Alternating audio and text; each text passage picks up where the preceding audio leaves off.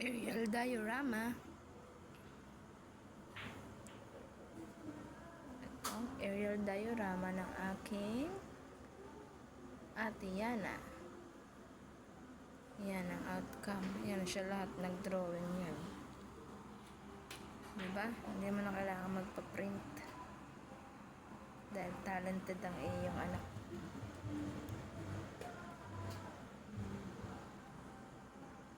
Yan. Ate, yan ang iyong project. Ano tawag dyan? Diorama. Ito po guys ang aking project sa diorama. Sa diorama. Sa science. Science. Diorama. Anong yan? Aerial. Aerial. Ano ibig sabihin ng aerial?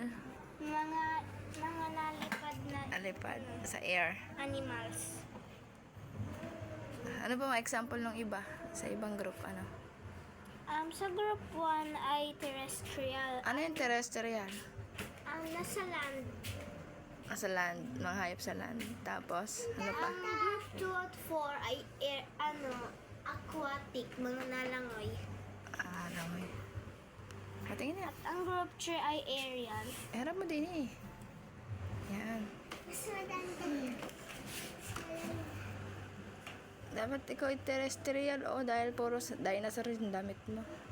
Ay,